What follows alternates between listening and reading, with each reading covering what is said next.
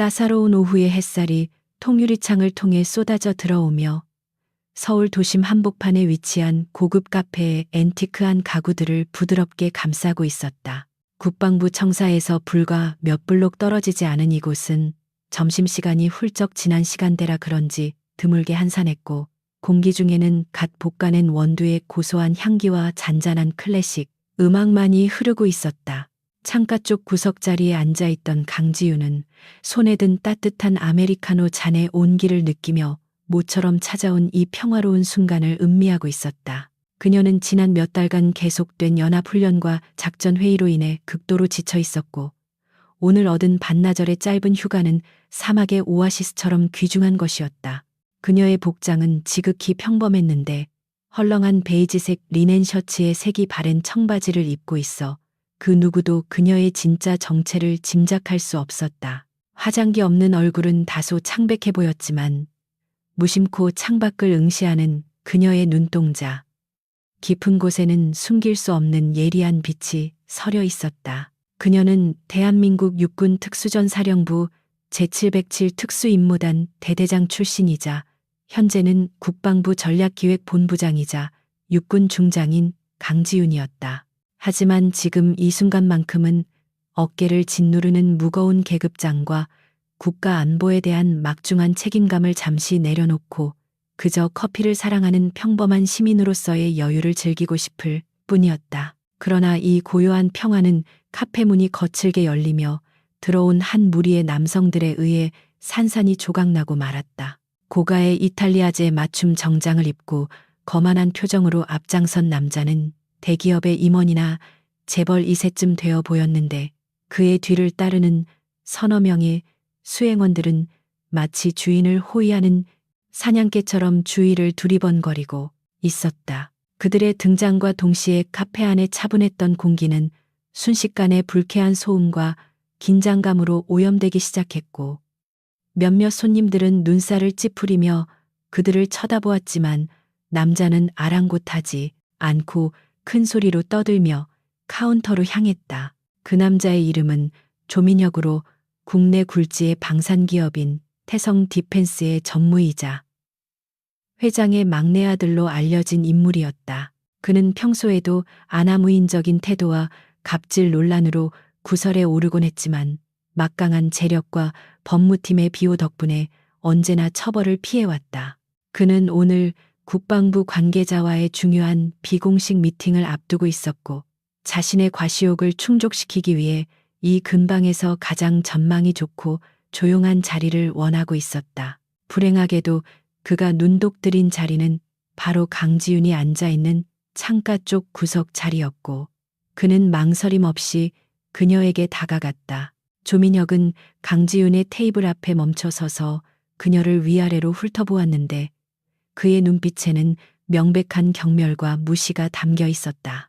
그는 그녀의 소박한 옷차림과 테이블 위에 놓인 낡은 가죽 지갑을 보며 그녀를 시간이나 때우러 온 백수거나 기껏해야 근처 사무실에 말단 직원 정도로 판단했다. 그는 수행원에게 눈짓을 보냈고 눈치 빠른 수행원 중 한 명이 강지윤에게 다가와 거만한 어조로 자리를 비켜달라고 요구했다. 그들의 태도는 정중한 부탁이 아니라 당연히 따라야 할 명령에 가까웠으며, 이는 강지윤의 심기를 건드리는 첫 번째 자극이었다. 강지윤은 읽고 있던 책에서 눈을 떼지 않은 채 차분하지만 단호한 목소리로 그들의 무례한 요구를 거절했다. 그녀는 자신이 먼저 왔으며 아직 커피를 다 마시지 않았기 때문에 일어날 이유가 없음을 명확히 했다. 그녀의 목소리에는 높낮이의 변화가 거의 없었지만 수십 년간 군대에서 다져진 특유의 위엄이 배어 있어 수행원은 순간적으로 말문이 막히고 말았다. 예상치 못한 반격에 당황한 수행원은 쭈뼛거리며 조민혁을 쳐다보았고, 자신의 뜻대로 상황이 흘러가지 않자 조민혁의 얼굴은 붉게 달아오르기 시작했다. 자존심의 상처를 입은 조민혁은 직접 나서서 강지윤의 맞은편 의자를 발로 걷어차며 위협적인 분위기를 조성했다. 그는 지갑에서 수표 몇 장을 꺼내 테이블 위에 던지듯 올려놓으며 이 정도면 커피값은 충분히 하고도 남을 테니 당장 꺼지라고 소리쳤다. 그의 목소리는 카페 전체에 울려 퍼졌고 주변의 손님들은 겁에 질려 숨을 죽인 채 이 일촉즉발의 상황을 지켜보고 있었다. 하지만 강지윤은 눈 하나 깜짝하지 않고 그가 던진 수표를 쓰레기 보듯 바라보며 돈으로 예의를 살 수는 없는 법이라며 조용히 일갈했다. 그때 조민혁의 시선이 강지윤의 가방에 매달려 있는 작은 열쇠고리에 머물렀는데 그것은 707 특수임무단의 엠블럼인 백호가 새겨진 낡은 기념품이었다. 그는 비릿한 웃음을 흘리며 그녀가 군인 출신이거나 군대 흉내를 내는 밀리터리 마니아라고 비아냥거리기 시작했다.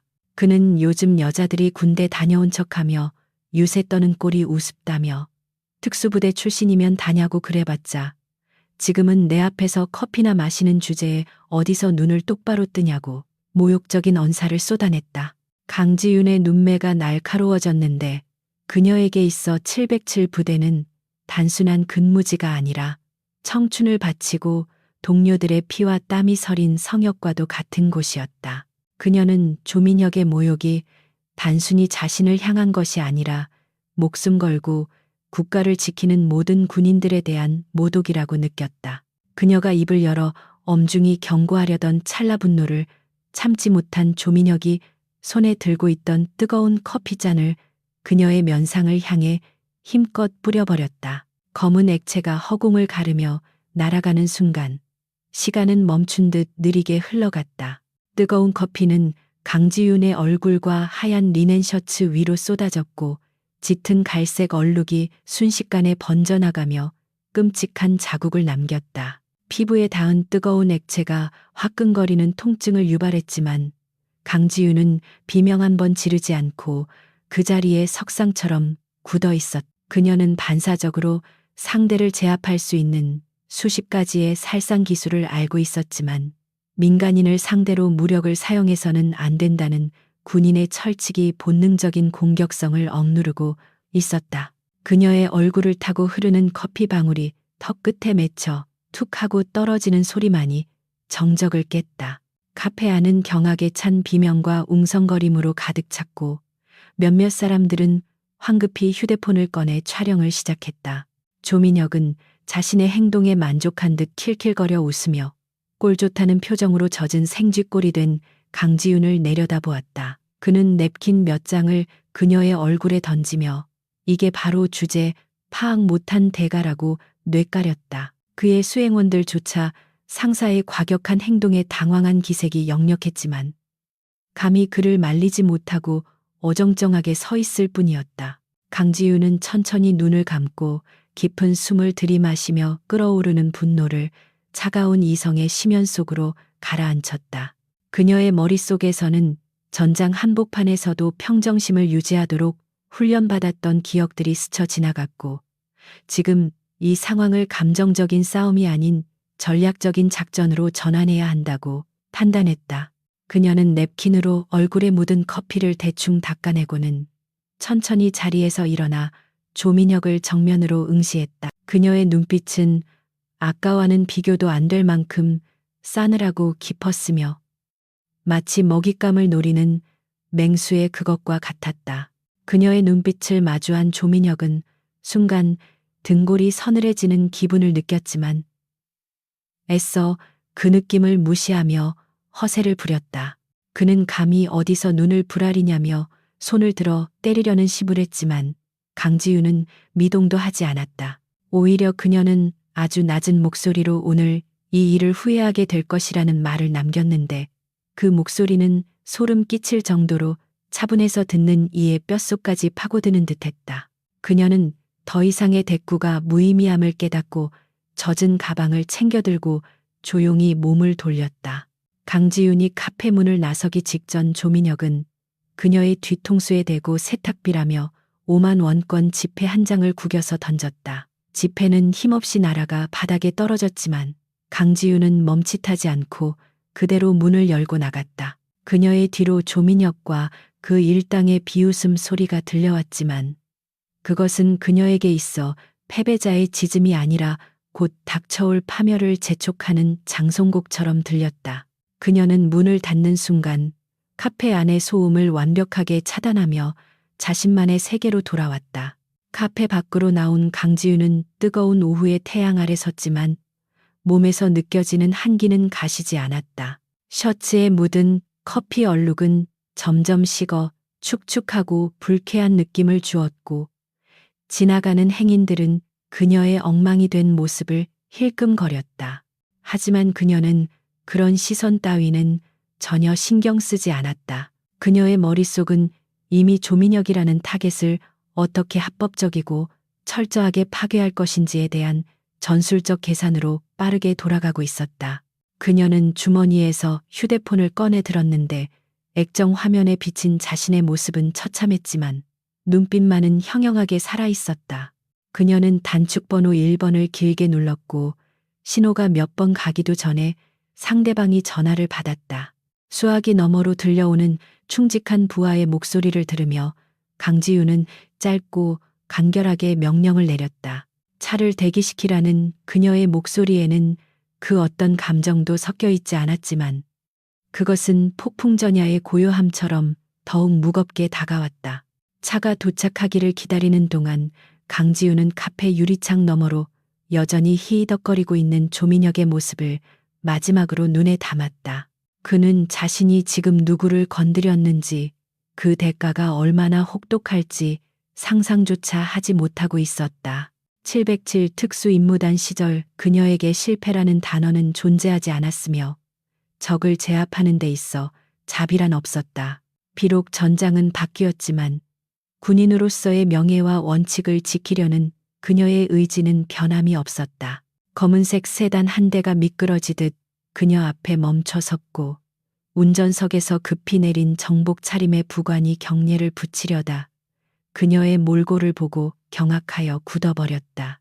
강지윤은 손을 들어 그의 경례를 제지하고는 말없이 뒷좌석에 올랐다. 차문이 닫히고 에어컨의 시원한 바람이 얼굴을 스치자 비로소 그녀는 긴 숨을 토해내며 등받이에 몸을 기댔다. 이것은 끝이 아니라 시작이었고 그녀는 이 싸움에서 반드시 승리할 준비가 되어 있었다. 차량은 부드럽게 출발하여 도심의 교통 흐름 속으로 합류했고 강지윤은 창밖으로 빠르게 지나가는 풍경을 바라보며 마음을 다잡았다. 조민혁이 언급했던 중요한 비즈니스가 무엇인지 그리고 그가 믿고 있는 배경이 무엇인지 낱낱이 파헤칠 것이었다. 그녀는 젖은 셔츠 깃을 만지작거리며 이 얼룩이 지워지기 전에 놈의 오만함도 깨끗이 씻겨 나갈 것이라고 다짐했다.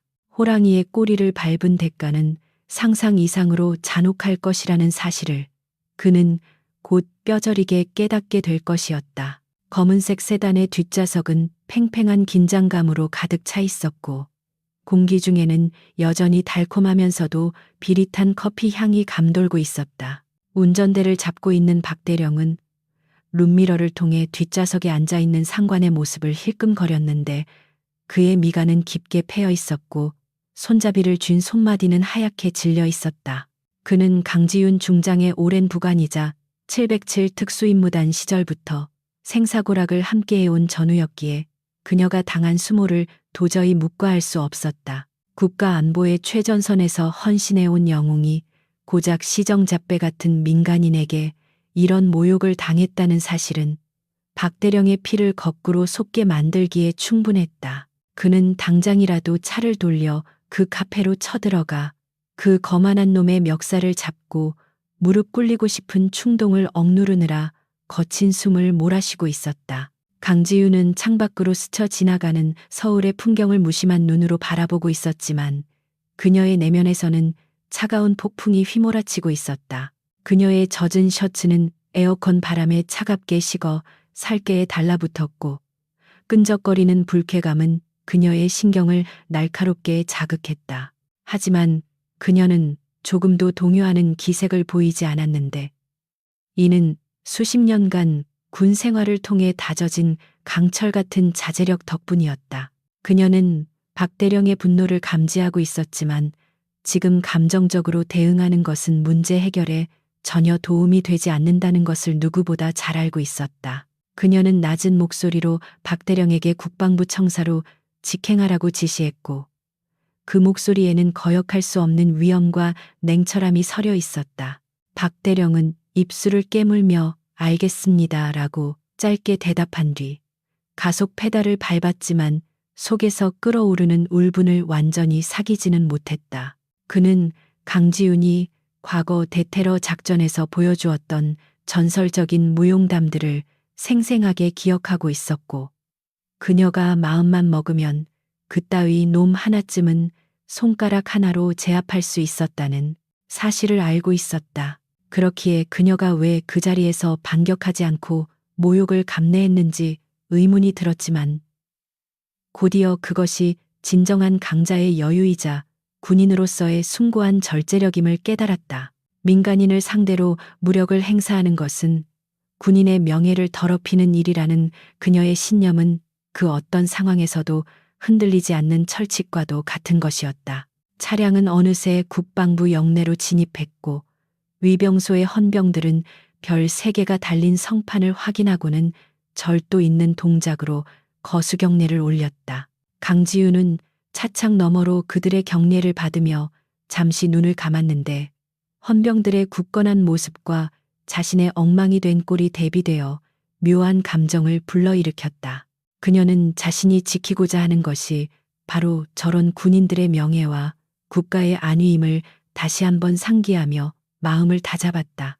차가 본청 건물 현관 앞에 멈춰서자 박대령이 재빨리 내려 뒷좌석 문을 열었고 강지윤은 주위의 시선을 의식하지 않고 당당한 걸음걸이로 차에서 내렸다.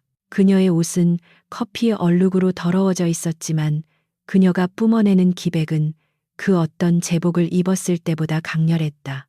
강지윤은 곧바로 자신의 집무실에 딸린 개인 내실로 향했고 문을 잠그자마자 거울 속에 비친 자신의 모습을 응시했다.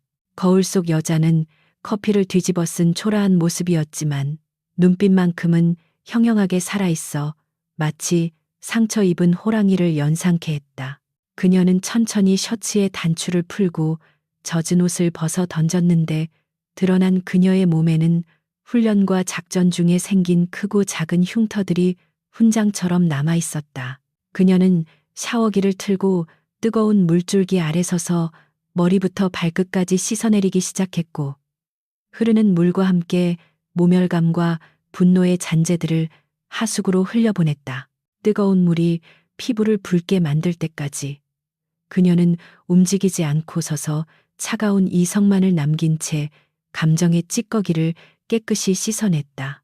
샤워를 마치고 나온 강지윤은 옷장에 걸려있던 정복을 꺼내 들었는데 잘 다려진 제복에서는 빳빳한 날이 서 있었다. 그녀는 경건한 마음으로 셔츠를 입고 넥타이를 메었으며 재킷을 걸치고 단추를 하나하나 채워나갔다. 마지막으로 어깨에 중장 계급장을 부착하고 가슴에 707 특수임무단 휘장을 비롯한 각종 약장들을 달자 거울 속에는 더 이상 카페에서의 무력한 여자가 아닌 대한민국 육군의 고위 장성이 서 있었다. 그녀는 모자를 눌러쓰고 매무새를 점검하며 이제부터 시작될 싸움은 개인적인 복수극이 아니라 정의를 실현하기 위한 성전이 될 것임을 스스로에게 다짐했다. 집무실로 돌아온 강지윤은 인터폰을 눌러 박대령을 호출했고 잠시 후 말끔한 정복 차림의 박대령이 서류철을 들고 들어왔다.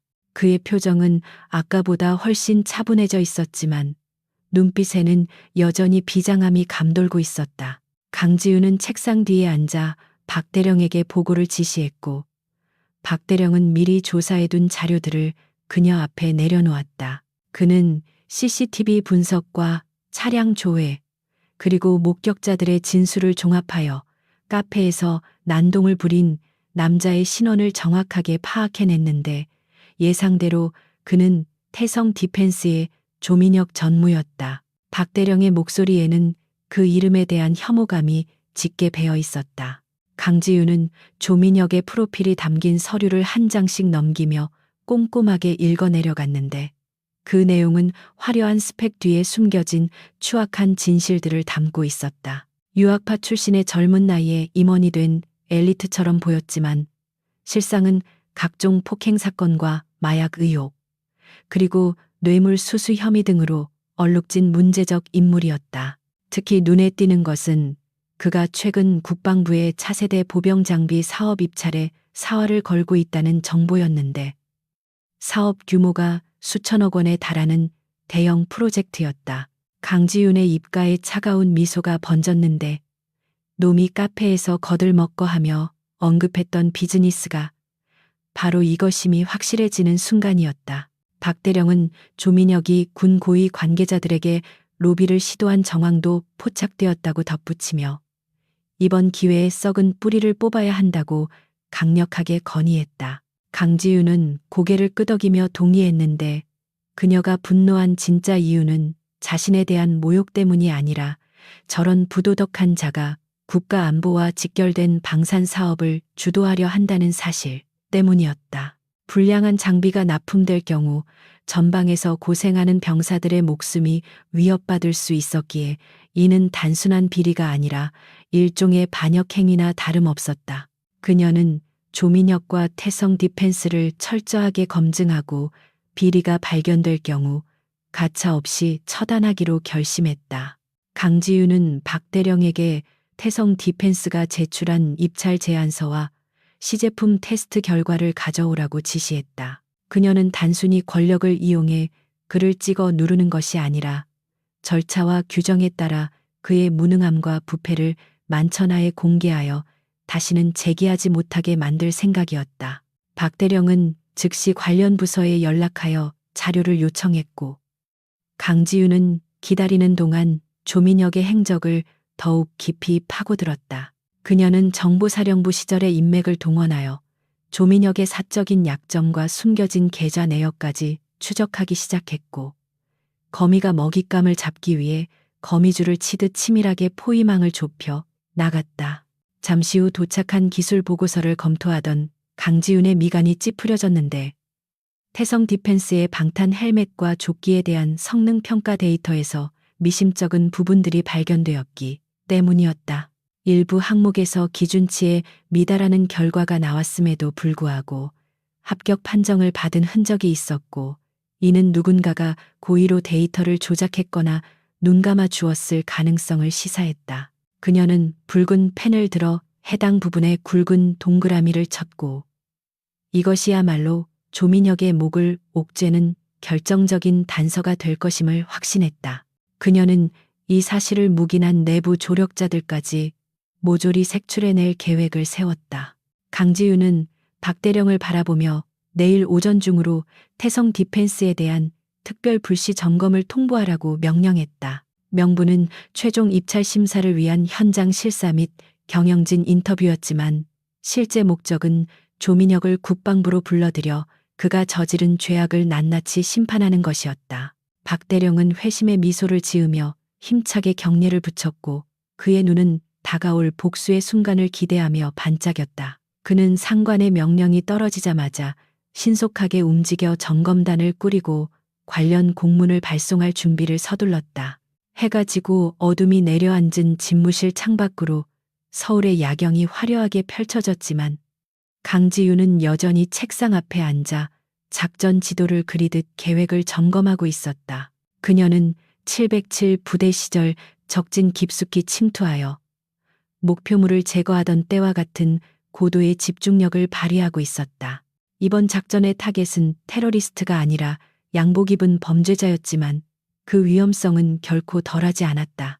그녀는 커피 한 잔으로 시작된 이 악연을 대한민국 군대의 명예를 건 정의 구현으로 마무리 짓기 위해 자신의 모든 지략과 권한을 동원할 준비를 마쳤다. 밤이 깊어가고 있었지만 국방부 전략기획본부의 불은 꺼지지 않았고 강지윤과 박대령 그리고 소수의 정예 요원들은 비밀리에 움직이며 다가올 결전을 준비했다.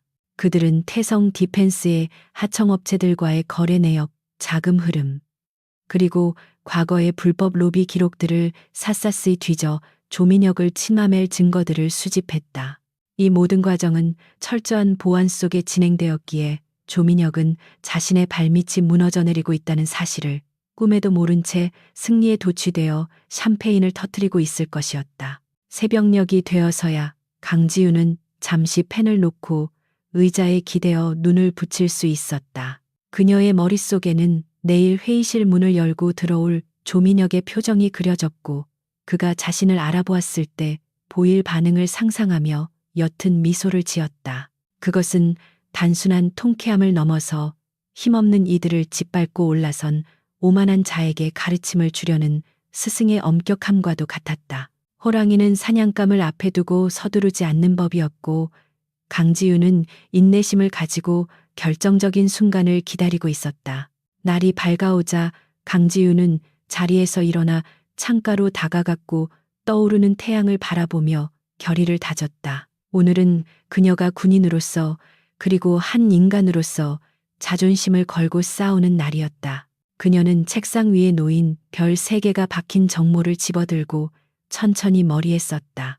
모자챙 아래로 드러난 그녀의 눈빛은 그 어느 때보다 강렬하고 흔들림이 없었으며 이제 사냥을 시작할 시간임을 알리고 있었다. 서울의 화려한 스카이라인이 한눈에 내려다 보이는 태성 디펜스 본사 최상층의 임원실은 성공한 사업가의 왕국과도 같았다. 최고급 이탈리아산 가죽 소파와 희귀한 예술품들로 장식된 이곳에서 조민혁 전무는 승리에 도취된 표정으로 위스키 잔을 흔들고 있었다. 투명한 얼음이 크리스털 잔에 부딪히며 내는 청명한 소리는 그의 기분을 더욱 고조시켰고 창밖으로 펼쳐진 도심의 불빛들은 마치 자신의 발 아래 엎드린 신민들처럼 느껴졌다. 그는 내일 있을 국방부와의 대규모 계약 체결을 앞두고 있었고 이 계약이 성사되면 그룹 내에서의 입지는 물론 후계자로서의 위상도 확고해질 것이었다.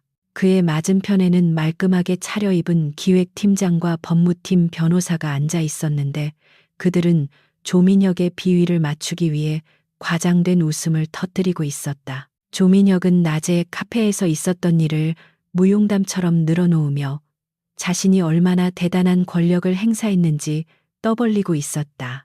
그는 그 여자가 커피를 뒤집어 쓰고 꼼짝도 못하던 꼴을 생생하게 묘사하며 주제 파악 못하는 서민들에게는 확실한 교육이 필요하다고 역설했다.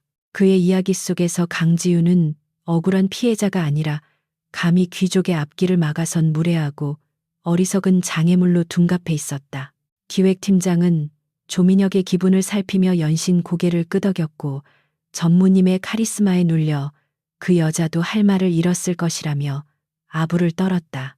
변호사 또한 혹시 모를 고소나 법적 문제에 대해서는 걱정하지 말라며 대한민국에서 돈과 권력으로 해결되지 않는 일은 없다고 거들었다.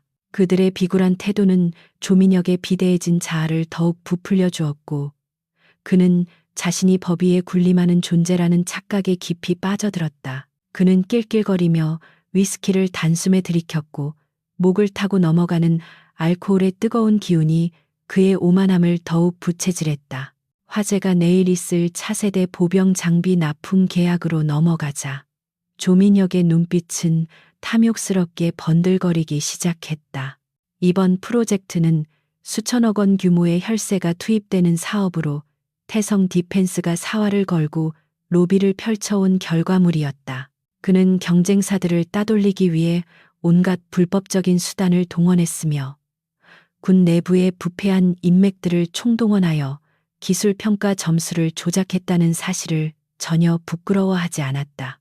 그에게 있어 사업이란 정직한 경쟁이 아니라 힘과 뒷거래로 승리를 쟁취하는 전쟁과도 같은 것이었다. 하지만 실상은 화려한 거포장과는 달리 심각한 문제들을 안고 있었는데 원가 절감을 위해 방탄 소재의 함량을 줄이고 저가 부품을 사용한 것이 화근이었다. 기술연구소의 수석 연구원이 안전성 테스트 통과가 어렵다며 우려를 표했지만 조민혁은 그를 해고하겠다고 협박하며 입을 막아버렸다.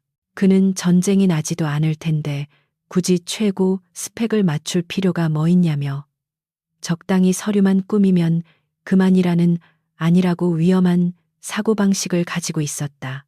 병사들의 생명을 담보로 자신의 이익을 챙기려는 그의 태도는 악마적이라 할 만큼 비윤리적이었다. 그때 책상 위에 놓인 인터폰이 울리며 비서의 다급한 목소리가 들려왔는데 국방부에서 긴급 공문이 도착했다는 내용이었다. 조민혁은 귀찮다는 듯 인상을 찌푸리며 비서실장을 들어오게 했고 잠시 후 비서실장이 들고 온 서류를 낚아채듯 받아들었다. 서류의 제목은 육군 전략기획본부 주관 특별 불시 점검 통보였고 내일 예정된 계약 체결식에 앞서 최종적인 현장 실사를 진행하겠다는 내용이 담겨 있었다.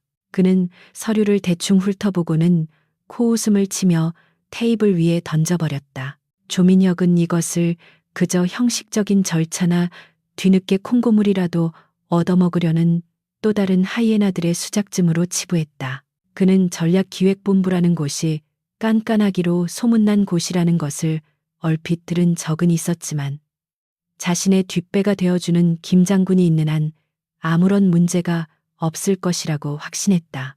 그는 비서실장에게 내일 올 점검단을 위한 특별한 선물을 준비하라고 지시했는데 그것은 두툼한 현금 봉투와 최고급 유흥업소 접대 리스트를 의미하는 은어였다. 그는 세상의 모든 공무원은 결국 돈 앞에 무릎 꿇게 되어 있다는 삐뚤어진 신념을 가지고 있었다. 하지만 비서실장의 표정은 그리 밝지 않았는데 이번 점검을 이끄는 책임자가 최근 부임한 강지윤 중장이라는 소문을 들었기 때문이었다. 그녀는 타협을 모르는 원칙주의자이자 마녀라고 불릴 정도로 냉철한 인물로 알려져 있었기에 기존의 방식이 통할지 확신할 수 없었다. 비서실장이 조심스럽게 우려를 표하자 조민혁은 버럭 화를 내며 재떨이를 집어던질 듯 위협했다. 그는 여자가 장군이 되어봤자 얼마나 대단하겠냐며 기껏해야 얼굴 마담이나 하려고 자리에 앉은 것일 텐데 겁먹을 필요 없다고 일갈했다. 조민혁은 자신의 판단이 틀릴 리 없다고 자만하며 오히려 이번 기회에 그 깐깐하다는 여장군도 자신의 편으로 만들어 보겠다는 헛된 야망을 품었다. 그는 잘생긴 자신의 외모와 재력이면 어떤 여자든 넘어오게 만들 수 있다는 근거 없는 자신감에 차 있었고 내일 만남을 일종의 유의로 생각하고 있었다. 그는 거울을 보며 넥타이를 매만지고 내일 입을 옷을 고르라며 스타일리스트를 호출하는 등 다가올 파멸의 그림자는 전혀 감지하지 못한 채 엉뚱한 준비에만 열을 올렸다. 그 시각 태성 디펜스의 생산 공장에서는 조민혁의 지시를 받은 공장장이 직원들을 닥달하며 밤샘 작업을 강요하고 있었다. 그들은 점검단에게 보여줄 시제품을 급조하고 불량률이 높은 데이터를 감추기 위해 서류를 조작하느라 정신이 없었다. 현장의 엔지니어들은 양심의 가책을 느끼면서도 목구멍이 포도청이라 어쩔 수 없이 불법적인 지시에 따르고 있었다. 공장 안은 기계 돌아가는 소음과 욕설, 그리고 피로에 찌든 한숨 소리가 뒤섞여 아수라장을 방불케 했지만 본사의 임원실에 있는 조민혁에게는 닿지 않는 먼 나라 이야기일 뿐이었다. 조민혁은 다시 소파에 앉아 휴대폰을 꺼내 들고 평소 친분 있는 국방부 획득정책국장에게 전화를 걸었다. 신호가 몇 번 가기도 전에 상대방이 받았고 조민혁은 특유의 거만한 말투로 내일 점검에 대해 넌지시 물어보았다. 국장은 당황한 기색을 감추며 이번 건은 상부에서 직접 내려온 지시라 자신도 자세한 내막은 모르지만 크게 걱정할 것 없을 거라며 얼버무렸다. 사실 국장은 강지윤 중장의 서슬퍼런 경고를 받고 몸을 사리는 중이었지만 조민혁은 이를 눈치채지 못하고 그저 안심시키는 말로만 받아들였다. 전화를 끄는 조민혁은 기분이 한결 좋아져 다시 위스키를 잔에 채웠고 부하 직원들에게 오늘은 이만 퇴근해서 푹 쉬고 내일 말끔한 모습으로 나오라고 선심 쓰듯 말했다. 직원들은 겉으로는 감사하다고 인사했지만 속으로는 내일 닥칠 폭풍을 예감하며 불안한 마음으로 사무실을 나섰다. 텅 빈 임원실에 홀로 남은 조민혁은 창밖을 바라보며 내일이면 자신의 이름이 박힌 계약서가 뉴스에 보도될 상상을 하며 흐뭇해했다. 그는 자신이 대한민국 방위산업의 영웅이 될 것이라고 믿어 의심치 않았다. 그는 잠시 눈을 감고 오늘 낮 카페에서의 일을 다시 떠올렸는데 문득 그 여자의 눈빛이 기억의 수면 위로 떠올랐다. 커피를 뒤집어 쓰고도 전혀 당황하지 않던 그 차분하고 서늘한 눈동자가 왠지 모르게 불쾌한 잔상을 남겼지만 그는 고개를 저어 그 생각을 떨쳐버렸다. 그저 자존심만 센 가난한 여자였을 뿐이라고, 다시는 마주칠 일 없는 인생의 패배자일 뿐이라고 스스로에게 최면을 걸었다. 하지만 운명의 수레바퀴는 이미 그를 향해 가차없이 굴러오고 있었다. 조민혁은 자리에서 일어나 책상 위에 놓인 가족 사진을 바라보았는데 엄격한 회장인 아버지의 사진이 그를 내려다보고 있었다. 그는 항상 형들에게 밀려 인정받지 못했던 열등감을 가지고 있었고, 이번 계약을 통해 아버지에게 자신의 능력을 증명해 보이고 싶어 했다. 그렇기에 수단과 방법을 가리지 않고 무리하게 사업을 추진해 왔던 것이고, 그 과정에서 수많은 불법과 비리를 저질러 왔다. 그의 비뚤어진 인정 욕구는 결국 그 자신은 물론 회사 전체를 위기로 몰아넣는 시한폭탄이 되어가고 있었다.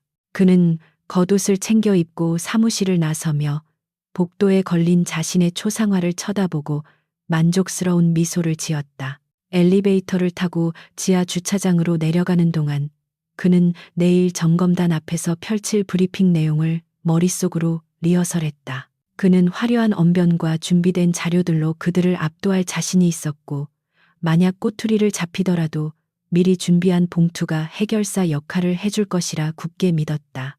엘리베이터 문이 열리고 그의 고급 스포츠카가 모습을 드러내자 그는 경쾌한 발걸음으로 차에 올랐다. 스포츠카의 엔진 배기음이 지하 주차장을 울리며 포효했고, 조민혁은 엑셀을 밟으며 쏜살같이 출구를 빠져나갔다. 서울의 밤거리를 질주하는 그의 모습은 거침없어 보였지만 그것은 낭떠러지를 향해 달려가는 폭주 기관차와 다를 바 없었다.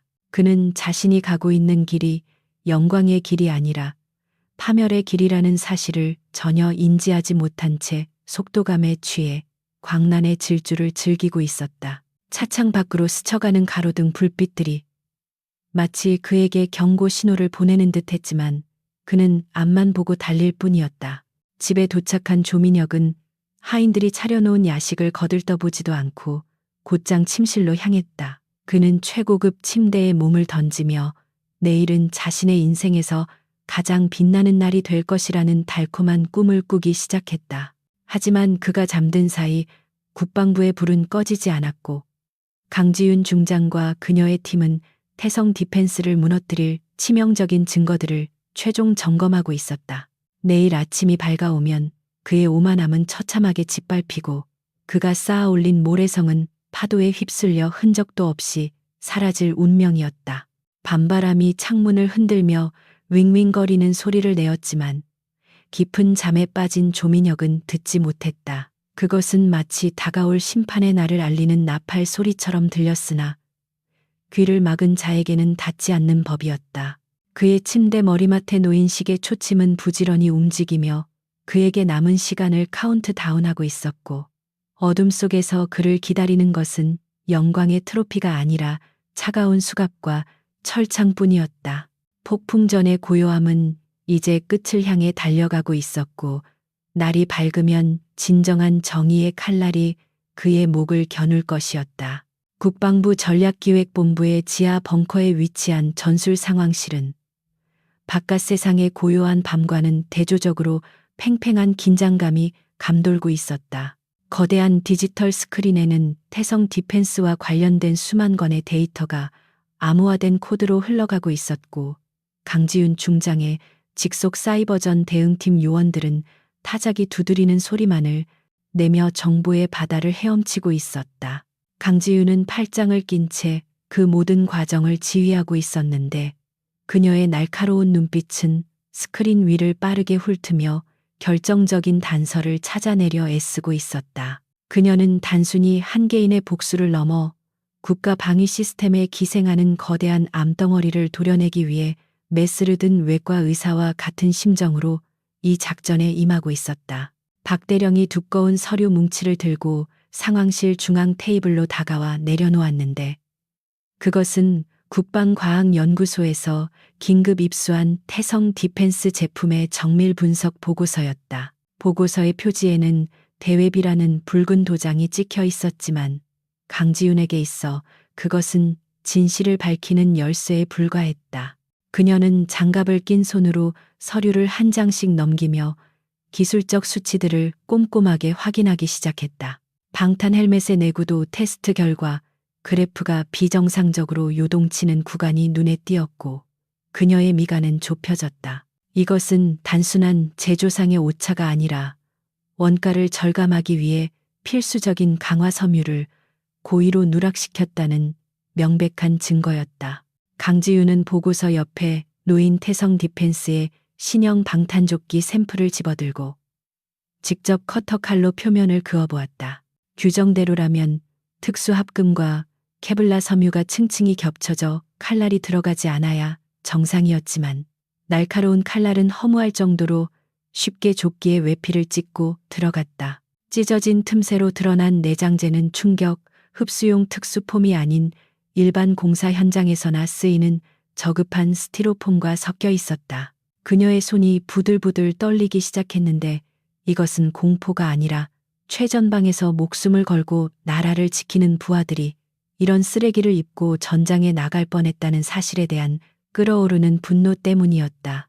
그녀의 머릿속에는 과거 707 특수임무단 시절 장비 결함으로 인해 작전 중에 목숨을 잃거나 평생 씻을 수 없는 상처를 입은 동료들의 얼굴이 주마등처럼 스쳐 지나갔다. 군인에게 있어 장비는 곧 생명이며 그것을 납품하는 방산업체는 병사들의 생명을 담보로 하는 신성한 의무를 지녀야 했다.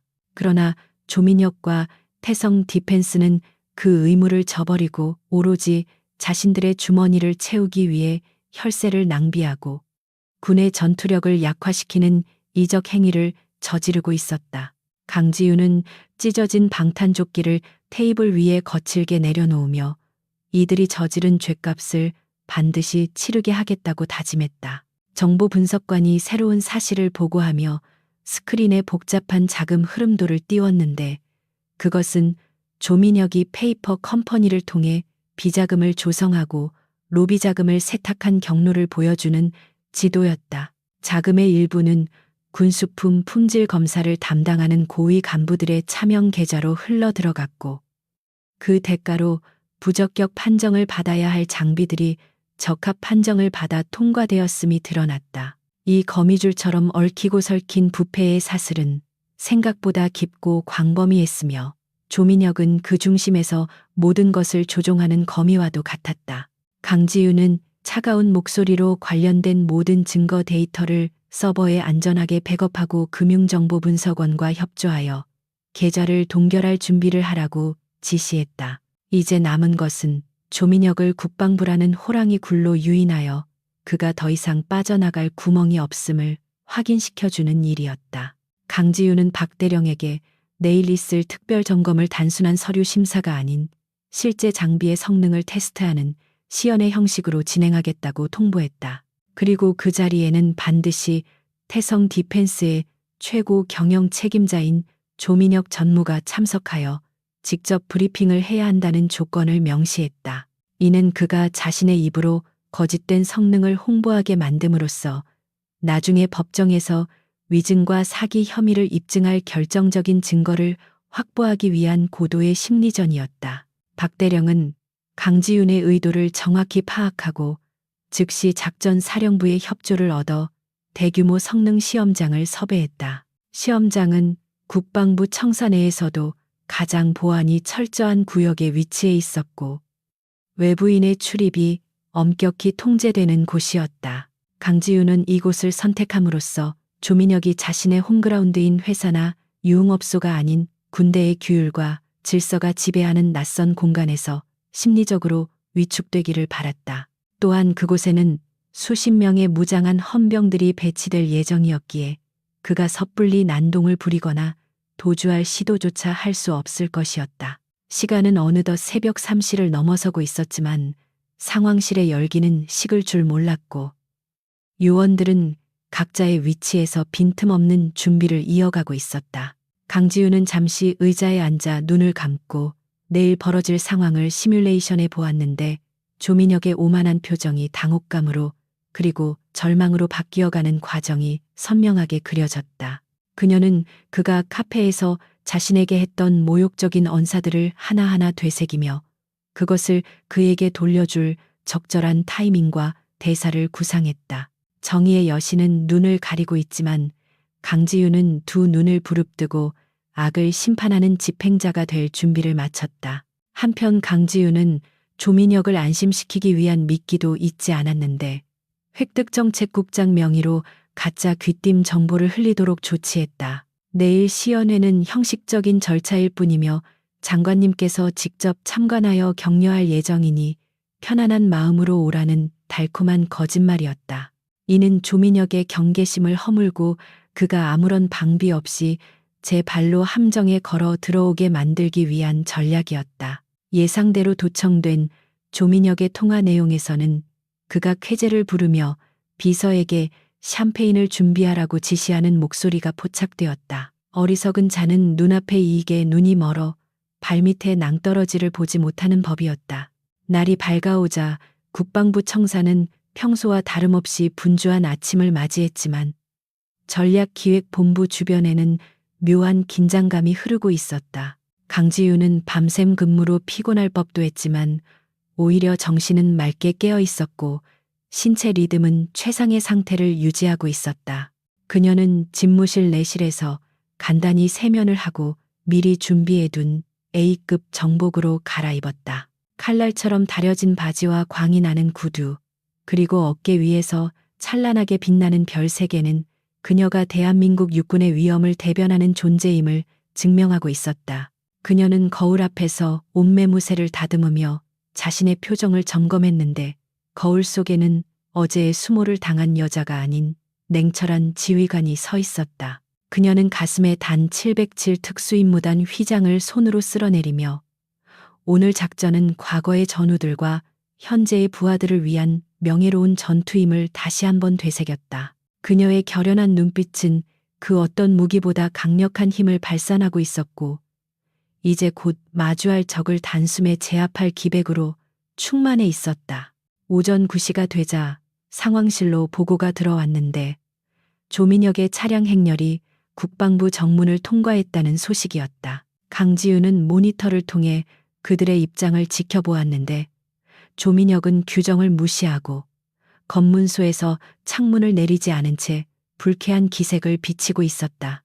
헌병들이 그를 제지하려 했지만 상부의 지시를 받은 선임 장교가 그들을 통과시켰고 조민혁의 차는 굉음을 내며 영내로 진입했다.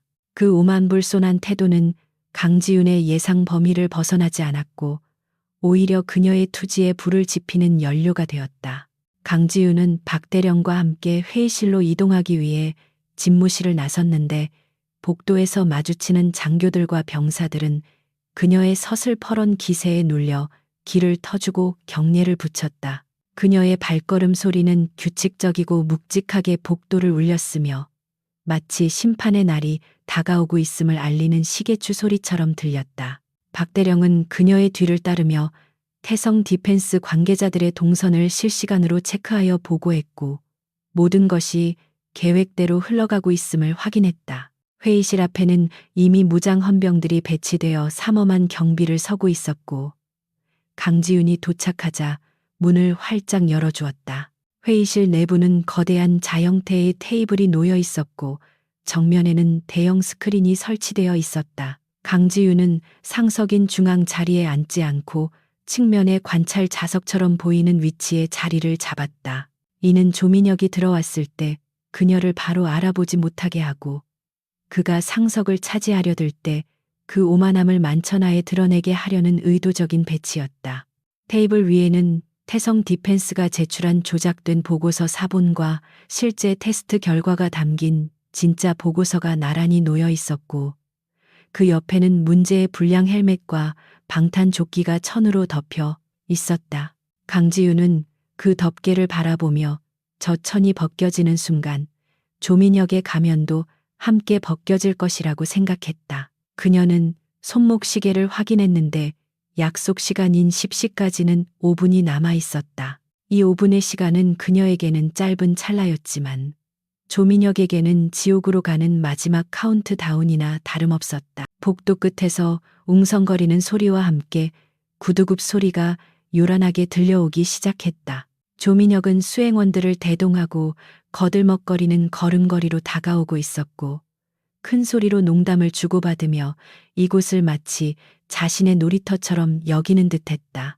그는 지나가는 여군 장교를 보며 품평을 하거나 벽에 걸린 부대 마크를 보며 촌스럽다고 비웃는 등 예의라고는 눈 씻고 찾아볼 수 없는 행동을 서슴지 않았다. 그의 목소리가 가까워질수록 회의실 안의 공기는 더욱 차갑게 가라앉았다. 강지윤은 의자를 돌려 창밖을 바라보는 자세를 취하며 그가 들어오는 순간 자신의 얼굴을 보지 못하도록 했다. 그녀는 심호흡을 한 번 하고 차분하게 마음을 가라앉혔다. 이제 무대는 완벽하게 세팅되었고 주인공인 악당이 입장할 차례였다. 문 밖에서 수행원의 안내 멘트가 들리고 마침내 육중한 회의실 문이 열리는 소리가 들렸다. 끼익 하는 금속성 마찰음은 마치 단두대의 칼날이 올라가는 소리처럼 섬뜩하게 들렸다. 어서 오십시오. 조민혁 전무님, 기다리고 있었습니다. 박대령이 정중하지만 뼈 있는 목소리로 그를 맞이했다. 조민혁은 회의실을 둘러보며 실망한 듯한 표정을 지었는데 장관이나 고위 장성들이 도열해 있을 것이라 기대했기 때문이었다. 그는 박대령을 쳐다보지도 않은 채 뭐야, 높으신 분들은 아직 안 오셨나? 내가 너무 일찍 왔나 보네. 라며 가장 크고 화려해 보이는 중앙 상석을 향해 거침없이 걸어갔다. 그는 자리에 털썩 주저앉아 다리를 꼬고 테이블 위에 놓인 명패들을 훑어보았다. 그리고는 천으로 덮인 물건들을 손가락으로 가리키며 저건 또 뭐요? 서프라이즈 선물이라도 되나? 라고 비아냥거렸다. 그의 경박한 태도에 박대령과 배석한 장교들의 얼굴이 굳어졌지만 조민혁은 그 분위기를 전혀 파악하지 못한 채 자신의 비서에게 물을 가져오라고 손짓했다. 그는 자신이 지금 밟고 있는 곳이 지뢰밭 한가운데라는 사실을 꿈에도 모른 채 스스로 파멸의 버튼을 누를 준비를 하고 있었다. 강지윤은 여전히 등을 돌린 채 그 모든 상황을 청각으로 감지하고 있었다. 조민혁의 거만한 목소리, 의자가 끌리는 소리, 물잔을 내려놓는 소리 하나하나가 그녀의 뇌리에 박혔다. 그녀는 천천히 아주 천천히 의자를 돌릴 타이밍을 재고 있었다. 호랑이가 숨을 죽이고 사냥감이 가장 방심한 순간을 노리듯 그녀는 조민혁이 자신의 권력에 가장 취해 있는 그 정점의 순간에 그를 나락으로 떨어뜨릴 계획이었다. 회의실 안의 정적은 폭풍이 몰아치기 직전의 고요함과 같았다. 조민혁은 지루한 듯 손가락으로 테이블을 톡톡 두드리기 시작했고 그 불규칙한 리듬은 마치 그의 불안한 미래를 예고하는 듯했다. 이제 모든 준비는 끝났다. 강지윤은 입가에 차가운 미소를 머금으며 의자의 회전 레버에 손을 올렸다. 하늘의 그물은 넓고 성기지만 결코 놓치는 법이 없다는 옛말이 현실이 되는 순간이 다가오고 있었다. 회의실 안에는 숨 막힐 듯한 침묵과 조민혁이 손가락으로 책상을 두드리는 소음만이 공존하고 있었다. 그는 손목에 찬 최고급 크로노그래프 시계를 노골적으로 들여다보며 짜증 섞인 한숨을 내쉬었다. 약속 시간이 이미 5분이나 지났음에도 불구하고 책임자가 나타나지 않자 그의 인내심은 바닥을 드러내고 있었다. 그는 맞은편에 부동자세로 서 있는 박대령을 향해 턱짓하며 도대체 언제까지 귀한 시간을 낭비하게 할 셈이냐고 쏘아붙였다. 대한민국 굴지의 방산기업 임원인 자신을 기다리게 하는 것은 국방부 장관이라도 결례라며 거만하게 다리를 떨었고 회의실 안의 공기는 그의 무례함으로 인해 점점 더 무겁게 가라앉고 있었다. 그는 주위에 배석한 영관급 장교들을 투명인간 취급하며 자신의 비서에게 큰 소리로 물을 가져오라고 고함쳤다. 그는 오늘 자신이 이곳에 온 것은 형식적인 절차일 뿐이며 이미 윗선과 이야기가 다 끝난 사안이라고 믿고 있었다.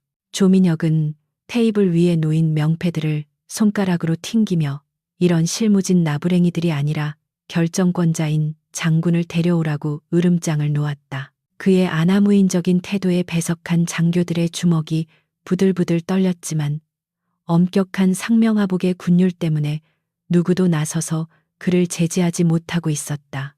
바로 그 순간 창가를 향해 돌아앉아 있던 중앙 상석의 의자가 천천히 회전하며 묵직한 마찰음을 냈다. 등받이에 가려져 있던 인물이 서서히 모습을 드러내자 회의실 안의 모든 시선이 그곳으로 집중되었다.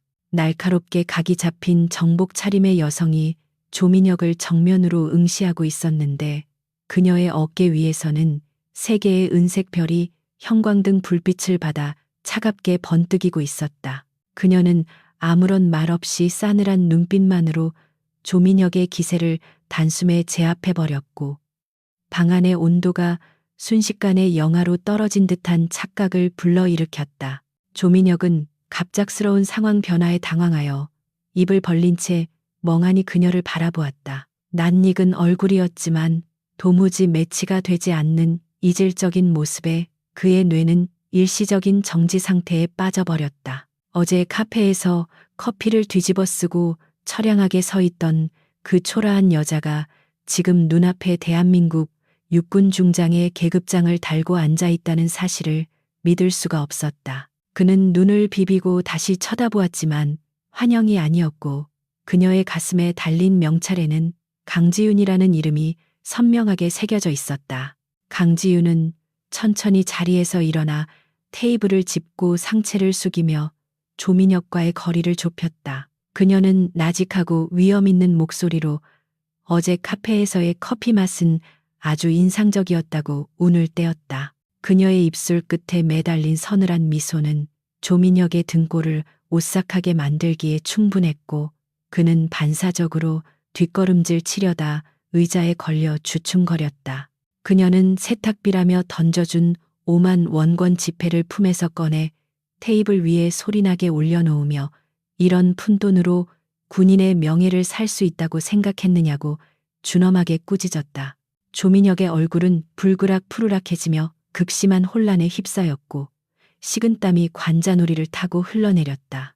그는 억지로 입꼬리를 올리며 뭔가 착오가 있는 것 같다며 어색한 웃음을 지어 보였지만 목소리는 심하게 떨리고 있었다. 그는 속으로 이것이 몰래카메라이거나 그녀가 쌍둥이일 것이라고 부정해 보려 했지만 압도적인 포스는 그녀가 어제의 그 여자임이 틀림없음을 증명하고 있었다. 그는 자신이 건드린 상대가 단순한 민간인이 아니라 국방부의 핵심 권력자라는 사실을 깨닫고 다리가 후들거리는 공포를 느꼈다. 강지윤은 더 이상의 사담은 필요 없다는 듯 단호하게 손을 들어 그의 변명을 차단했다. 그녀는 박대령에게 눈짓을 보냈고 박대령은 즉시 회의실의 조명을 낮추고 프레젠테이션 화면을 띄웠다. 스크린에는 태성 디펜스가 납품하려던 장비들의 결함 데이터와 시험 성적서, 조작 증거들이 적나라하게 펼쳐졌다. 강지윤은 지휘봉을 들어 화면의 붉은 그래프들을 가리키며 이것이 당신이 말한 완벽한 품질의 실체냐고 추궁했고 그녀의 목소리는 법정의 판결문처럼 엄중하게 울려 퍼졌다. 궁지에 몰린 조민혁은 본능적인 방어 기제로 거만한 태도를 되찾으려 애쓰며 책상을 쾅치고 일어났다. 그는 감히 누구한테 훈계하느냐며 자신의 아버지가 누구인지 아느냐고 고래고래 소리를 질렀다. 그는 국방부 장관과도 형님 동생하는 사이라며 지금 당장 전화를 걸어 당신의 옷을 벗기겠다고 협박했다. 그러나 그의 이러한 발악은 오히려 자신의 무덤을 파는 꼴이었고 배석한 장교들은 썩은 동아줄을 잡고 발버둥치는 그를 보며 차가운 조소를 보낼 뿐이었다. 강지윤은 눈 하나 깜짝하지 않고 자신의 개인 휴대폰을 꺼내 테이블 위로 미끄러뜨리며 원한다면 지금 당장 장관님께 연결해 주겠다고 응수했다. 그녀의 당당한 태도에 조민혁은 흠칫하며 멈칫거렸고 허공에 든 손이 갈 곳을 잃고 부들부들 떨렸다. 사실 그는 장관과 개인적인 친분이 전혀 없었고 그저 아버지의 후광을 이용해 허세를 부려왔을 뿐이었다. 강지윤은 그가 전화를 걸지 못할 것을 이미 간파하고 있었으며 그의 얄팍한 거짓말이 탄로 나는 순간을 즐기듯 팔짱을 끼고 지켜보았다. 강지윤은 테이블 한쪽에 덮여 있던 천을 걷어내며 문제의 방탄조끼와 헬멧을 조민혁의 눈앞에 들이밀었다. 그녀는 이 장비들이 규격 미달의 불량품임을 증명하기 위해 현장에서 직접 성능 테스트를 진행하겠다고 선언했다. 헌병 한 명이 9.9mm 권총을 들고 앞으로 나왔고 조민혁의 얼굴은 사색이 되어 하얗게 질려버렸다. 그는 설마 여기서 실탄을 쏘려는 거냐며 기겁을 했지만 강지윤은 병사들의 목숨이 달린 문제를 장난으로 취급하지 말라며 차갑게 일갈했다. 강지윤은 헌병에게서 권총을 건네받아 능숙한 동작으로 탄창을 확인하고 슬라이드를 당겨 장전했다. 철컥하는 금속음이 적막한 회의실을 갈랐고 조민혁은 공포에 질려 의자 뒤로 숨으려 했다. 탕하는 굉음과 함께 총구가 불을 뿜었고 총알은 방탄조끼의 정중앙을 정확하게 관통하여 뒤쪽의 벽에 박혔다.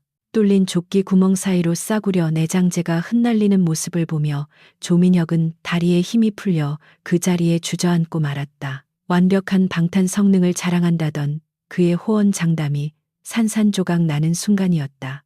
화약 냄새가 진동하는 회의실에서 강지윤은 연기가 피어오르는 총구를 내려놓으며 조민혁을 내려다보았다. 그녀는 만약 이 조끼를 입고 전장에 나간 병사가 있었다면 그는 지금쯤 싸늘한 주검이 되어 있었을 것이라고 분노를 억누르며 말했다. 그녀는 이것은 단순한 납품 비리가 아니라 살인 미수와 다름없는 중범죄라고 규정했다. 바닥에 주저앉은 조민혁은 더 이상 대기업 전무의 위세는 찾아볼 수 없었고 겁에 질린 어린아이처럼 떨고 있을 뿐이었다. 강지윤은 책상 위에 인터폰을 눌러 헌병대장을 호출했고 문이 열리며 완전 무장한 헌병들이 들이닥쳤다.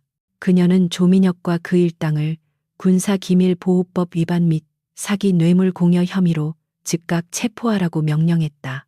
조민혁은 끌려가지 않으려고 발버둥을 쳤지만 건장한 헌병들의 완력을 당해낼 수는 없었다. 그는 비명을 지르며 변호사를 부르라고 소리쳤지만 그의 목소리는 허공에 메아리칠 뿐 아무런 힘도 발휘하지 못했다. 끌려나가는 조민혁을 뒤로하고 강지윤은 다시 자리에 앉아 흐트러진 서류들을 정리했다. 그녀의 표정은 폭풍이 지나간 뒤의 바다처럼 고요했지만 그 속에는 깊은 슬픔과 안도감이 교차하고 있었다. 그녀는 이번 사건을 계기로 방산비리의 뿌리를 완전히 뽑아내겠다고 다짐하며 창밖의 하늘을 올려다보았다. 정의는 때로는 더디게 오지만 반드시 온다는 믿음이 그녀를 지탱하고 있었다. 이제 남은 것은 그가 법의 심판대 위에서 철저하게 파멸하는 과정을 지켜보는 일뿐이었다. 국방부 헌병대 지하 조사실의 삭막한 풍경은 화려한 펜트하우스와 최고급 호텔 스위트룸에 익숙해져 있던 조민혁에게는 견딜 수 없는 고문과도 같았다. 사방이 회색 콘크리트 벽으로 둘러싸인 좁은 공간에는 낡은 철제 책상과 의자 2개만이 덩그러니 놓여 있었고 천장에 매달린 형광등은 간헐적으로 깜빡이며 불안감을 조성하고 있었다. 조민혁은 유치장 철창을 미친 듯이 흔들며 자신의 변호인단을 당장 불러오라고 고래고래 소리를 질렀지만 굳게 닫힌 철문 밖에서는 아무런 대답도 들려오지 않았다. 그는 자신이 대한민국 재계 서열 10위권인 태성 그룹 회장의 아들이라는 사실을 수차례 강조했지만 이곳에서는 그 어떤 직함도 통하지 않는다는 사실에 점차 공포를 느끼기 시작했다. 조민혁의 명품 정장은 땀과 먼지로 범벅이 되어 볼품없이 구겨져 있었고 넥타이는 풀어헤쳐져 그의 흐트러진 멘탈을 대변해주고 있었다. 그는 불과 몇 시간 전까지만 해도 자신만만하게 국방부 회의실을 걸어 들어갔던 기억을 떠올리며 도대체 어디서부터 일이 잘못된 것인지 곱씹어 보았다. 카페에서 마주쳤던 그 여자가 별 3개를 단 장군이었다는 사실은 여전히 비현실적으로 느껴졌고 이 모든 것이 자신을 음해하려는 거대한 정치적 음모일 것이라고 애써 합리화하려 노력했다. 그는 아버지가 이 사실을 알게 되면 즉시 국방부 장관에게 전화를 걸어 자신을 빼내줄 것이라고 굳게 믿으며 초조하게 손톱을 물어뜯었다. 그때 철문이 육중한 금소금을 내며 열렸고 강지윤 중장이 서류 가방을 든 법무장교 한 명을 대동하고 조사실 안으로 들어왔다. 그녀는 여전히 흐트러짐 없는 완벽한 정복 차림이었는데 조사실의 차가운 조명 아래서 그녀의 계급장은 더욱 서늘한 빛을 발하고 있었다. 그녀가 의자에 앉아 조민혁은 기다렸다는 듯이 책상을 내리치며 지금 당장 자신을 풀어주지 않으면 태성그룹의 모든 법무팀을 동원하여 국방부를 고소하겠다고 으름장을 놓았다. 그의 목소리는 갈라져 있었고 눈은 붉게 충혈되어 있어 위협적이라기보다는 궁지에 몰린 짐승의 발악처럼 들렸다. 강지윤은 그의 협박을 한 귀로 듣고 한 귀로 흘리며 말없이 법무장교가 건네준 태블릿 PC를 켜서 테이블 중앙에 올려놓았다. 화면에는 실시간 뉴스 특보가 흘러나오고 있었는데 앵커는 다급한 목소리로 방산 비리 혐의로 긴급 체포된 재벌 3세의 소식을 전하고 있었다. 화면 하단에는 태성 디펜스 본사가 압수수색을 당하는 장면이 자료 화면으로 나오고 있었고 검찰 수사관들이 파란색 상자를 들고 나오는 모습이 생중계되고 있었다. 조민혁은 자신의 회사 로고가 박힌 건물이 검찰에 의해 유린당하는 모습을 보며 입을 다물지 못했고 믿을 수 없다는 듯 고개를 저었다. 하지만 그를 더욱 절망의 나락으로 떨어뜨린 것은 바로 이어진 뉴스 꼭지였는데 그것은 어제 카페에서 있었던 사건의 CCTV 영상이었다. 모자이크 처리되었지만 누가 봐도 조민혁임을 알 수 있는 남자가 여성에게 뜨거운 커피를 끼얹고 돈을 집어던지는 장면이 고스란히 전파를 타고 있었다. 앵커는 이 남자가 방산 비리의 주범인 조민혁 전무이며 피해자는 다름 아닌 육군 중장임이 밝혀졌다고 멘트를 덧붙였다. 인터넷 커뮤니티와 SNS 반응을 보여주는 화면에서는 조민혁을 향한 전 국민적인 공분이 들끓고 있었고 그를 구속하라는 청원이 순식간에 수십만 명을 돌파하고 있었다. 강지윤은 태블릿 PC를 끄고 팔짱을 낀 채 조민혁을 응시하며 이것이 당신이 그토록 무시하던 대중의 분노이자 정의의 심판이라고 차갑게 말했다. 그녀는 단순히 군사 재판뿐만 아니라 민간 법정에서도 모욕죄와 폭행죄로 추가 기소될 것이며 당신의 사회적 생명은 오늘부로 완전히 끝장났다고 선고했다.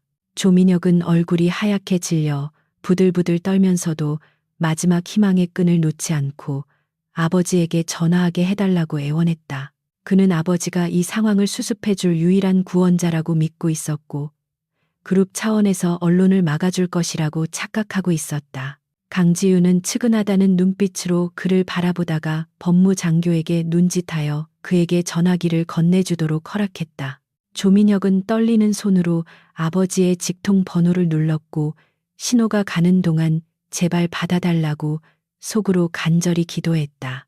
몇 번의 신호 끝에 수화기 너머로 아버지의 차가운 목소리가 들려왔지만 그것은 그가 기대했던 따뜻한 위로가 아니었다. 태성그룹 회장은 짧고 단호하게 너는 더 이상 내 아들이 아니며 그룹의 이미지를 실추시킨 죄를 물어 파면 조치했으니 죗값을 달게 받으라고 통보했다. 전화는 매정하게 끊어졌고 뚜뚜거리는 기계음만이 조사실의 정막을 채우고 있었는데 조민혁은 전화기를 놓친 채 망연자실한 표정으로 허공을 응시했다. 가족에게마저 버림받았다는 충격은 그가 가지고 있던 마지막 자존심과 버팀목을 산산이 조각내 버렸다. 그는 바닥에 주저앉아 어린아이처럼 울음을 터뜨렸는데 그것은 자신의 죄에 대한 참회가 아니라 앞으로 닥쳐올 감옥 생활과 추락한 신분에 대한 두려움 때문이었다. 천하를 호령할 듯 오만했던 재벌 3세의 위세는 온데간데 없고 그 자리에는 초라하고 나약한 범죄자 한 명만이 남아있을 뿐이었다. 강지윤은 바닥에서 울고 있는 조민혁을 내려다보며 혀를 찾는데 권력의 비호를 받지 못하는 그는 이토록 하찮은 존재에 불과했다. 그녀는 몸을 굽혀 그의 눈을 똑바로 바라보며 당신이 흘린 커피 한 잔이 당신의 인생을 망친 것이 아니라 당신의 썩어빠진 인성이 자초한 결과라고 일갈했다. 그녀는 당신이 만든 불량 장비 때문에 목숨을 잃을 뻔했던 병사들의 공포를 평생 기억하며 감옥에서 속죄하라고 충고했다. 그녀의 목소리는 낮지만 힘이 있었고 조민혁의 가슴에 비수처럼 꽂혀 들어갔다. 조민혁에 대한 조사가 마무리되자 강지윤은 조사실을 나섰는데 복도에서는 박대령이 밝은 표정으로 그녀를 기다리고 있었다. 박대령은 조민혁의 진술을 토대로 그와 결탁했던 국방부 내 부패 장군들과 획득 관련 공무원들을 줄줄이 체포하고 있다고 보고했다. 그동안 태성 디펜스로부터 뇌물을 받고 불량 장비를 눈감아 주었던 비리 카르텔이 일망타진되고 있다는 소식은 강지윤에게 있어 그 어떤 훈장보다 값진 승리의 전리품이었다. 그녀는 박대령의 어깨를 두드리며 모두가 고생했다고 격려했고 박대령은 존경심을 담아 거수경례를 올렸다. 그 시각 국방부 브리핑룸에서는 대변인이 이번 사건에 대한 공식 성명을 발표하고 있었는데 수많은 기자들이 몰려들어 열띤 취재 경쟁을 벌이고 있었다. 대변인은 군이 방산 비리에 대해 무관용 원칙으로 대응했으며 성역 없는 수사를 통해 관련자 전원을 엄벌할 것이라고 강조했다. 특히 이번 수사를 진두지휘한 강지윤 중장의 활약상이 언론을 통해 집중 조명되면서 그녀는 하루아침에 국민 영웅으로 떠오르게 되었다. 커피 사건의 피해자에서 정의의 사도로 변신한 그녀의 드라마틱한 이야기는 국민들에게 통쾌한 카타르시스를 선사했다. 인터넷 여론은 태성그룹 불매 운동으로 확산되었고 태성 디펜스의 주가는 하한가를 기록하며 곤두박질치고 있었다. 시민들은 강지윤 중장을 참군인이라고 칭송하며 그녀를 응원하는 댓글 릴레이를 펼쳤고 SNS에는 백호 부대 마크와 커피잔을 합성한 패러디물들이 쏟아져 나왔다.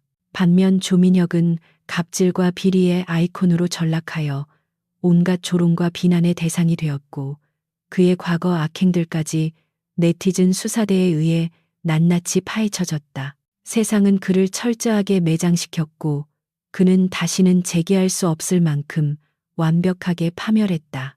강지윤은 집무실로 돌아와 창밖을 바라보며 잠시 생각에 잠겼는데 소란스러운 바깥 세상과는 달리 그녀의 마음은 평온했다. 그녀는 자신이 원했던 것은 대중의 인기나 명성이 아니라 군인으로서의 본분을 다하고 정의를 바로 세우는 것이었음을 다시 한번 되새겼다. 그녀는 책상 위에 놓인 커피잔을 바라보며 씁쓸한 미소를 지었는데 그 한 잔의 커피가 불러온 엄청난 나비 효과에 대해 묘한 감정을 느꼈다. 어쩌면 그날의 모욕은 썩은 환부를 도려내기 위해 신이 내린 기회였을지도 모른다는 생각이 들었다. 저녁이 되자 강지윤은 퇴근 준비를 하며 오랫동안 묵혀두었던 숙제를 끝낸 듯한 홀가분함을 느꼈지만 아직 해야 할 일이 남아 있었다. 그녀는 이번 사건으로 인해 상처받았을 부하들과 국민들에게 군에 대한 신뢰를 다시 심어주어야 한다는 무거운 책임감을 느꼈다.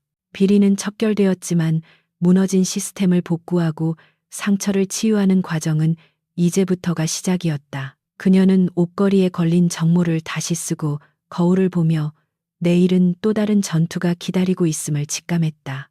박대령이 들어와 퇴근 차량이 준비되었음을 알리자 강지윤은 고개를 끄덕이며 집무실을 나섰다. 복도를 걸어가는 그녀의 발걸음은 여전히 힘찼고 마주치는 병사들의 눈빛에는 전보다 더 깊은 존경심이 담겨 있었다. 청사 밖에는 늦은 시간임에도 불구하고 그녀를 취재하려는 기자들이 진을 치고 있었지만 그녀는 인터뷰를 정중히 거절하고 차에 올랐다. 그녀는 말보다는 행동으로 보여주는 것이 군인의 길이라 믿었기에 화려한 스포트라이트 뒤로 조용히 물러나는 것을 택했다. 차 안에서 강지윤은 피곤한 눈을 감고 잠시 휴식을 취했는데 머릿속에서는 앞으로 추진해야 할 국방개혁 과제들이 꼬리에 꼬리를 물고 떠올랐다. 태성 디펜스 사건은 빙산의 일각일 뿐이며 군 내부에는 여전히 개선해야 할 문제들이 산적해 있었다. 하지만 그녀는 두려워하지 않았는데 이번 승리를 통해 얻은 자신감과 국민들의 지지가 그녀에게 큰 힘이 되어주고 있었기 때문이었다. 그녀는 칠흑 같은 어둠 속에서도 길을 잃지 않는 북극성처럼 자신의 신념을 따라 묵묵히 나아갈 것이었다. 차가 한강 다리를 건널 때쯤 강지윤은 차창을 조금 열고 시원한 밤바람을 맞으며 깊은 숨을 들이마셨다. 강물에 비친 도시의 불빛들이 아름답게 일렁이고 있었고 그녀는 이 평화로운 풍경을 지키기 위해 자신이 존재한다는 사실에 감사했다. 조민혁과 같은 이들이 아무리 세상을 어지럽혀도 묵묵히 자신의 자리를 지키는 사람들이 있는 한 세상은 여전히 살만하다는 희망을 품었다. 그녀는 내일 아침에는 가장 맛있는 원두를 골라 직접 커피를 내려 마셔야겠다고 생각하며 옅은 미소를 지었다. 계절이 바뀌어 거리의 가로수들이 어느새 울긋불긋한 단풍으로 옷을 갈아입기 시작했고 사람들의 옷차림도 한층 두꺼워져 가을의 정취가 물씬 풍기는 오후였다. 조민혁 전무의 구속과 태성 디펜스의 몰락을 가져온 이른바 커피 게이트 사건은 대한민국 사회를 강타한 거대한 태풍이었지만 시간이 흐르면서 점차 사람들의 뇌리에서 잊히고 있었다. 언론은 또 다른 자극적인 뉴스를 찾아 떠났고 대중들은 다시 일상으로 돌아가 각자의 삶을 살아가고 있었지만 그 사건이 남긴 교훈만큼은 사람들의 마음속에 깊이 각인되어 있었다. 강지윤 중장은 국방부 청사 집무실에서 창밖을 내려다보며 폭풍이 휩쓸고 지나간 뒤 찾아온 이 고요한 평화를 만끽하고 있었다. 그녀는 책상 위에 쌓여있던 결제 서류들을 모두 처리하고 잠시 의자에 기대어 눈을 감았는데 문득 몇 주 전 자신에게 굴욕을 안겨주었던 그 카페가 떠올랐다. 사건 이후 한 번도 그곳을 찾지 않았지만 그녀는 트라우마를 피하기보다는 정면으로 마주하고 매듭을 짓는 것이 군인다운 태도라고 생각했다. 그녀는 비서에게 잠시 외출을 다녀오겠다고 말하고는 별도의 수행원 없이 홀로 지갑과 휴대폰만 챙겨 들고 사무실을 나섰다. 쌀쌀한 가을 바람이 옷깃을 파고들었지만 그녀는 그 서늘한 감촉이 오히려 머리를 맑게 해주는 것 같아 기분이 나쁘지 않았다. 카페에 도착하자 입구에 걸린 은은한 종소리가 딸랑이며 그녀를 맞이했고 실내는 여전히 커피 향과 잔잔한 재즈 선율로 가득 차 있었다. 하지만 그녀가 문을 열고 들어서는 순간 카운터에 서 있던 직원들의 눈이 휘둥그레지며 긴장감이 감돌기 시작했다. 그들은 뉴스에서 수없이 보았던 국민 영웅이자 참군인인 강지윤이 다시 자신들의 가게를 찾았다는 사실에 놀라움을 감추지 못했다. 개 중에는 지난번 사건 당시 현장에 있었던 아르바이트생도 있었는데 그는 혹시나 강지윤이 그때의 방관에 대해 책임을 물으러 온 것은 아닌지 겁먹은 표정으로 움츠러들었다. 강지윤은 직원들의 긴장한 기색을 눈치채고 부드러운 미소를 지어 보이며 그들을 안심시키듯 천천히 카운터로 다가갔. 그녀는 지난번과 똑같이 따뜻한 아메리카노 한 잔을 주문했는데 그녀의 목소리는 지휘관의 엄격함이 아닌 이웃집 언니 같은 다정함이 묻어나 있었다. 점장은 떨리는 손으로 주문을 받으며 지난번 불미스러운 일에 대해 제대로 대처하지 못하고 손님을 지켜드리지 못해 정말 죄송하다고 고개를 숙였다. 그는 당시 조민혁의 위세에 눌려 신고조차 하지 못했던 자신의 비겁함을 뒤늦게나마 사죄하고 싶어 했다. 강지윤은 점장의 사과를 정중하게 만류하며 그 상황에서 평범한 시민이 무력한 폭력 앞에 맞서는 것은 결코 쉬운 일이 아니라고 위로했다. 그녀는 자신이 군인인 이유는 바로 그런 위협으로부터 국민들을 보호하기 위해서라며 당신들은 아무런 잘못이 없으니 자책하지 말라고 따뜻하게 말했다. 그녀의 진심 어린 말 한마디에 점장과 직원들의 굳어있던 얼굴이 풀어졌고 그들의 눈가에는 안도감과 존경심이 어린 물기가 맺혔다. 강지윤은 계산을 마치고 지난번 자신이 앉았던 그 창가 자리로 발걸음을 옮겼다. 그녀는 창가 자리에 앉아 통유리 너머로 바쁘게 지나가는 사람들을 바라보았는데 이 평범한 일상이 얼마나 소중하고 지키기 어려운 것인지 새삼 깨달았다. 지난번에는 이곳에서 모욕과 수치를 당했지만 지금은 승리자로서 그리고 정의를 수호한 군인으로서 당당하게 앉아 있었다. 그녀는 의자 등받이를 쓰다듬으며 조민혁이라는 인물이 가졌던 그릇된 권력과 오만함을 반면교사로 삼아야겠다고 다짐했다. 힘은 과시하기 위해 존재하는 것이 아니라 약한 자를 돕고 올바른 가치를 지키기 위해 사용될 때 비로소 그 진정한 가치를 발휘하는 법이었다. 잠시 후 점장이 직접 쟁반을 들고 다가와 커피를 내려놓았는데 커피잔 옆에는 서비스라며 갓 구운 쿠키 2조각이 예쁘게 담겨 있었다. 점장은 이것은 저희들의 작은 성이라며 나라를 위해 애써주시는 장군님께 드리는 감사의 표시라고 수줍게 말했다. 강지윤은 뜻밖의 선물에 환하게 웃으며 고맙다고 인사했고 점장은 부끄러운 듯 목례를 하고는 총총걸음으로 돌아갔다. 그녀는 김이 모락모락 피어오르는 커피잔을 두 손으로 감싸 쥐고 그 따스한 온기가 손바닥을 통해 전해져 오는 것을 느꼈다. 커피를 한 모금 들이키자 쌉싸름하면서도 고소한 풍미가 입안 가득 퍼졌고 지난번에는 미처 느끼지 못했던 깊은 맛이 혀끝을 자극했다. 그때는 커피가 굴욕의 도구였지만 지금은 승리의 축배이자 휴식의 동반자가 되어 그녀의 지친 심신을 위로해주고 있었다. 그녀는 쿠키를 한 입 베어 물며 달콤한 맛이 쓴 커피와 어우러지는 조화를 음미했다. 인생도 이와 같아서 고통과 시련이라는 쓴맛을 겪고 나면 성취와 보람이라는 단맛이 더욱 크게 느껴지는 법이라는 생각이 들었다. 강지윤의 시선은 창밖의 거리 풍경에 머물렀는데 교복을 입고 깔깔거리며 지나가는 학생들과 유모차를 밀고 가는 젊은 부부의 모습이 평화로워 보였다. 그녀는 자신이 지키고 있는 것이 단순히 영토나 주권뿐만 아니라 저들의 평범한 행복과 웃음이라는 사실에 가슴 한구석이 벅차올랐다. 707 특수임무단 시절 험한 훈련과 목숨을 건 작전들을 수행하면서도 버틸 수 있었던 원동력은 바로 내 가족, 내 이웃이 안전하게 살 수 있는 나라를 만들겠다는 사명감이었다. 그녀는 다시 태어난다 해도 군인의 길을 걸을 것이라고 스스로에게 되뇌었다.